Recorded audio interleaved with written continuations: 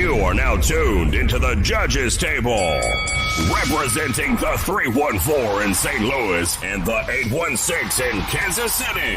Here's your hosts, Slick 50 and Polo J. Oh, man. You are now tuned into the judges table. Wow. I messed up.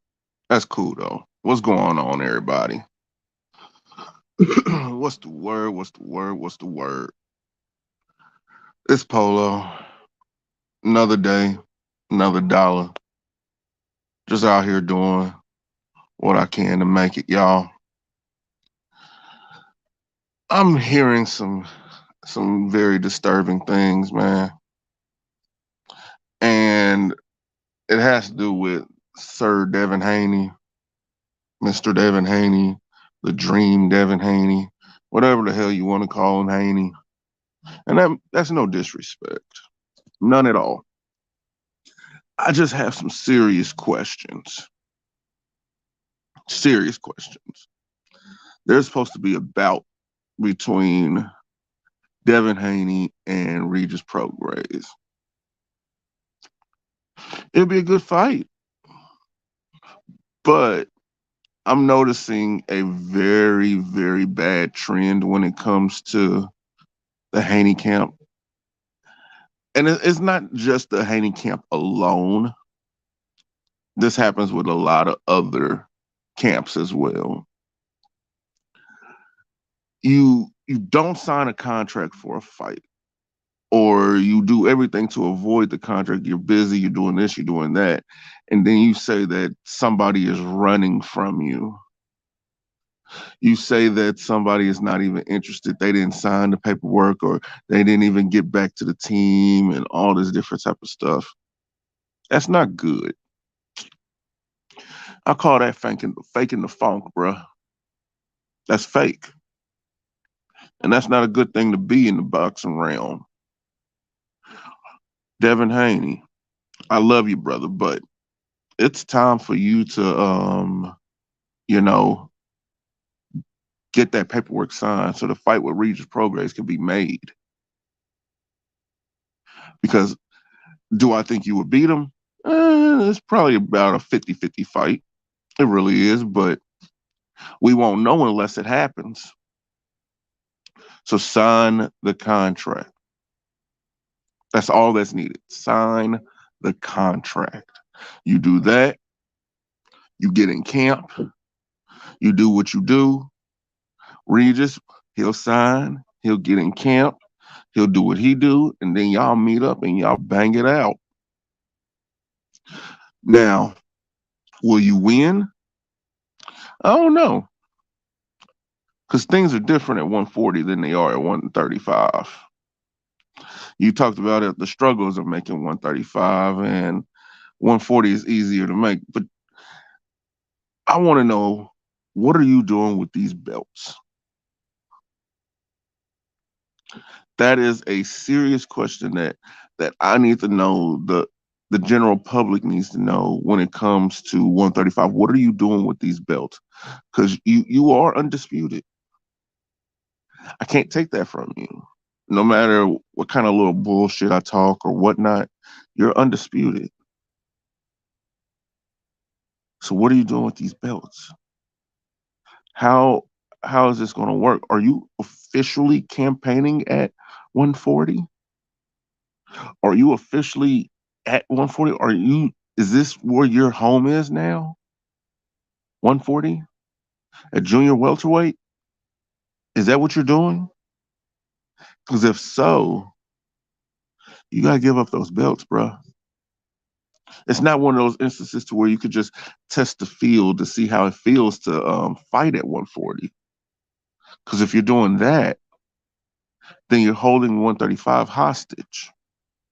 And that's not cool.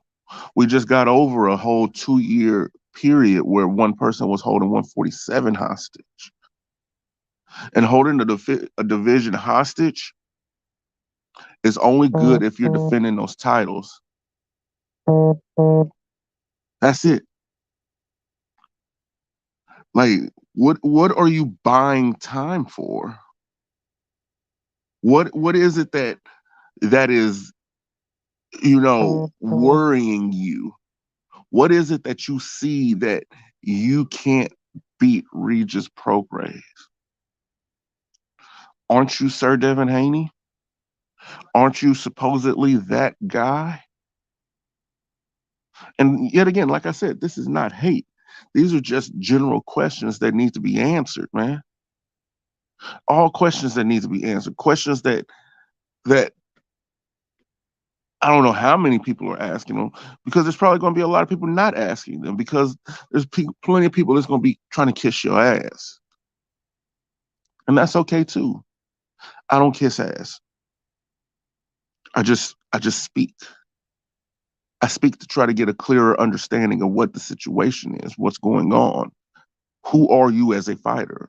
These are all questions that I need to know. So what's stopping the Prograis fight, Devin Haney? Are you scared?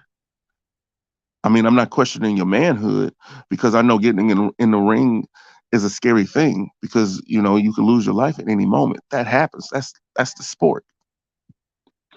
But are you actively running from Regis? Are you trying to price yourself out of the fight? What's going on? How is this even your legacy? Because this isn't the first time you've done this. I mean, hell,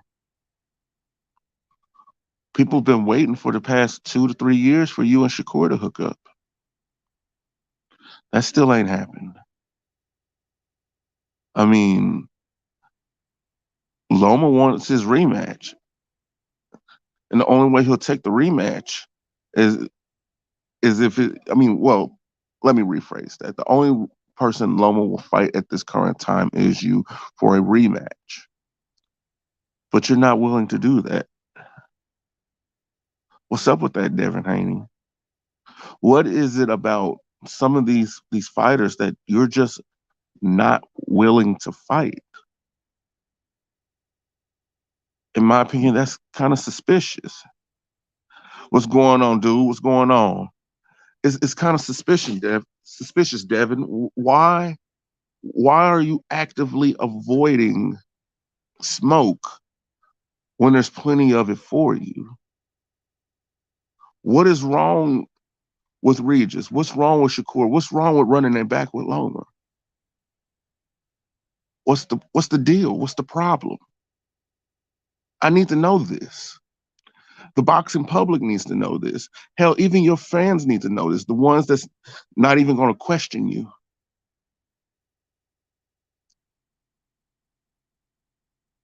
Devin, not one of my favorites, but he's not avoiding nobody. He's avoiding. He's not really avoiding the fight with Regis Prograis as much as he's. How can I say this? As much as he's trying to wiggle around it. He's trying to wiggle around the fight. Regis is ready. The only person that's missing the sign of paperwork is Devin.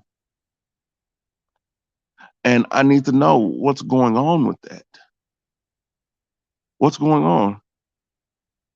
Of negotiations, I'll say. That could be, but here's the thing. Stuff like that works in the glamour divisions. I say another glamour division is 135 is a glamour, 147 is a glamour, heavyweight has always been a glamour. That doesn't work at 140. That's the working man's division. You can do all that there at those other ones, but in the working man's division, those men are out there willing to fight. Those men are out there ready to fight. These men are out here ready to get into this ring, bleed, sweat, even die. They're willing to die in these divisions. What's the point of moseying your little ass up there if you're not ready for the smoke? What's the point of moseying your ass up there if you're just going to act like you're some diva? There's no divas in 140. Not really, at least. I mean, no matter what you feel about him, Josh Taylor fights. No matter what you feel about him, Regis Prograis fights. No matter what you feel about him, Zepeda fights. Ramirez fights. Catterall fights. I mean, Sandor Martin, he fights. Everybody up there fights. But then there's Devin. Devin has to fight. And like I said earlier, what's going on with these belts? You are undisputed. And if you are campaigning at 140, you have to let go of those belts. You can't hold a division hostage just to see if you feel like doing this. People said Devin wouldn't even fight Regis. The way it's looking is that Devin wants to fight. He wants to fight. But I think it's more so of the opponent than anything. I don't think that it has anything to do with really 140 as much as it has to do with the competition at 140. He's trying to ease his way into 140. And all the people that I just named it's not easy. It's not easy for him. There's no easy fights at 140. And what is he going to fight Adrian Broner? Is he going to send out some paperwork to Ryan Garcia? Is he going to fight Rolly? Those are about the closest ones I could see to being easy. But Adrian's seasoned. Ryan has speed, and Devin has a problem with speed. About the easiest fight he'll have is Rolly. But let's not get it twisted. Rolly Romero is the god of boxing. I've seen Rolly Romero do some amazing things. Rolly might just hurt that man. I don't even want to think about what he'll do to him. Oh my God. And that's okay. It's A-okay. I just want a good fight. I just want Devin to fight. The problem that I have with Devin Haney and his camp has always been marketing. It's never been him. It's never been him. What? Hey, bro. I need you to come up here and explain why Rolly Romero is not that guy. Because he is. He is. Matter of fact, I think Rolly Romero would have beat Earl a lot worse than what Terrence did. And I know y'all may think that's controversial, but so be it.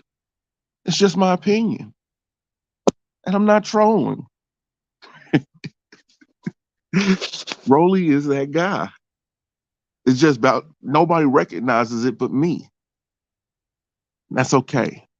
But back to the topic. Devin Haney. It's far beyond time for you to put doubters to sleep. I've never seen a boxer in history who wins and still has so many questions about them. So many questions. And you have to put those questions to bed. You have to. Sure, you can get on camera and say that them is just the people who have the questions. It's not actually me to have any questions about myself. I'm confident in myself. And that's good. That's the proper answer. That's the PC answer. But you have to show that. If you're not showing that, then what's the point of doing all that talking? There's really no point in it.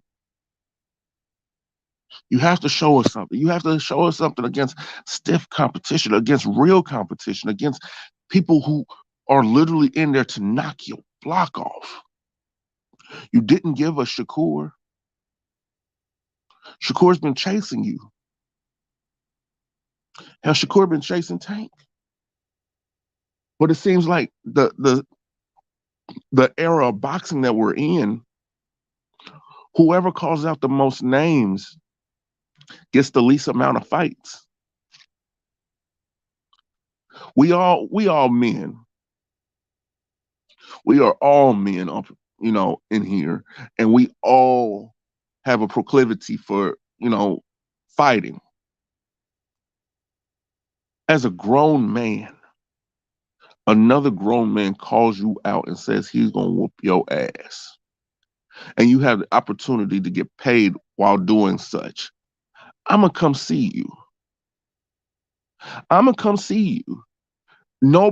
You say my name, it's gonna have to taste like vinegar. Saying my name is gonna have to be one of the nastiest things in the world. Because too many times in this boxing realm, people are not fighting. These men are not fighting. That's why the women's side of boxing is a little bit more exciting these days. It really is. There's no across the street. There's no other side of town. There's no get a belt and I'll. None of that going on. Alicia Bumgarner can fight Michaela Myers. Amanda Serrano can fight a Katie Taylor. I mean, what's going on? Chantel could fight Alicia. Jessica McCaskill could fight any of them. Hell, you even see Clarissa Shields jumping from weight class to weight class, fighting whoever.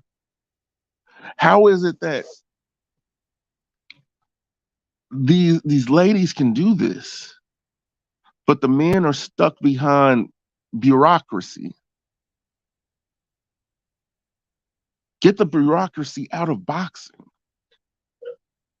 And it's time for that to go. It's time for that to stop. It's time for people to fight. It's time for these men to get in the ring and just duke it out. Yes, it's for entertainment. I'm not going to deny that. It's for entertainment purposes. But something got to give. Something really has to give. And I don't know what it's going to be. But this was a real quick one, y'all. I just had to get some things off my chest. This is Polo, and I'm out.